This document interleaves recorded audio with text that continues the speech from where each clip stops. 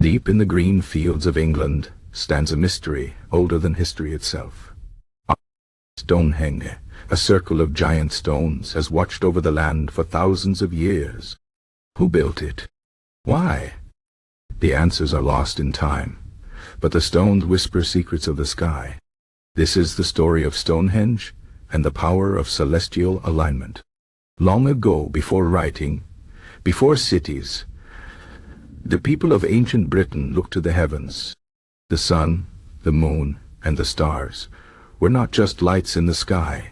They were gods, guides, and markers of time.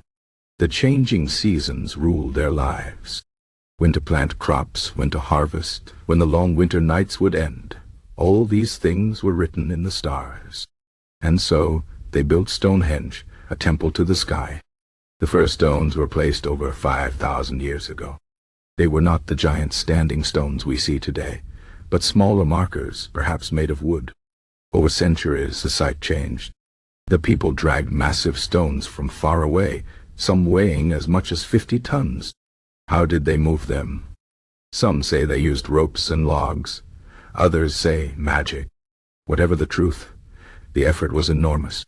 Why go to such trouble? Because Stonehenge was more than a monument. It was a machine. If you stand in the center of Stonehenge on the morning of the summer solstice, the longest day of the year, you will see the sun rise directly over the heelstone, a giant rock outside the circle. This is no accident. The builders placed every stone with care, aligning them to the movements of the sun and moon. The winter solstice, the shortest day, also has its own alignment. The sun sets between two stones, marking the end of one cycle and the beginning of another. But Stonehenge does not only speak to the sun. The moon, too, has its dance. Every 18.5 years, the moon reaches its most northern and southern points in the sky. At these times, if you stand in the right place, the moon shines through the stones in a way that happens nowhere else. The ancient builders knew this. They watched the sky for generations, learning its rhythms, and carved their knowledge into the earth. Who were these people? We call them the Neolithic Britons, but we know little about them. They left no written records, only their stones. Some believe they were priests or shamans, wise men who spoke to the gods.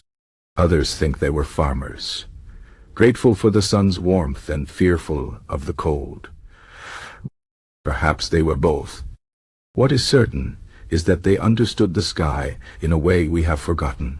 Modern scientists have studied Stonehenge with lasers and computers, measuring every angle. They have found more alignments, more secrets. Some stones line up with stars that were important thousands of years ago. Others mark the rising and setting of planets. The builders did not have telescopes, but they had patience and keen eyes. They saw patterns we no longer see.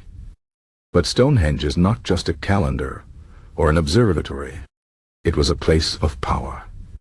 The bones found nearby tell us that people came here to bury their dead.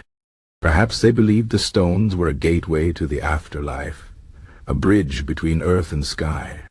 The solstices were not just dates. They were sacred moments when the veil between worlds grew thin. The rising sun on the longest day was not just light. It was life itself, returning after the darkness. The mystery of Stonehenge deepens when we look beyond the stones. The land around it is filled with burial mounds, processional paths, and other ancient sites. Some think Stonehenge was the heart of a vast sacred landscape, a place where the living and the dead could meet the gods. The builders did not work alone. This was the work of many generations, each adding to the story. Time passed. The builders vanished, but Stonehenge remained. The Romans came and wondered at it. The Saxons and Vikings told stories of giants who placed the stones. In the Middle Ages, people believed Merlin the wizard built it with magic. Even now, we do not know the full truth. But every year, thousands gather at Stonehenge to watch the solstice sunrise. Just as people did 5,000 years ago, the stones still speak, if we listen. What can we learn from Stonehenge? Perhaps that the sky is not just above us. It is part of us. The ancient people knew they were connected to the stars, the sun, and the moon.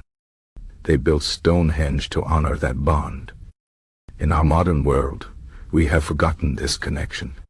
We look at screens, not skies. But the stones remind us to look up, to remember that we are children of the cosmos. The next time you see the sun rise or the moon shine, think of Stonehenge. Think of the people who stood where you stand, watching the same sky, feeling the same awe. The stones are old, but their message is timeless. The heavens move, the earth turns, but some truths never change. We are small under the vast sky, but we are part of something greater. And so, the circle stands. The wind blows through the stones, the sun touches them with gold, and the moon casts its silver light. Stonehenge endures, a silent teacher of celestial wisdom. The sky was its architect, the earth its foundation, and time its witness.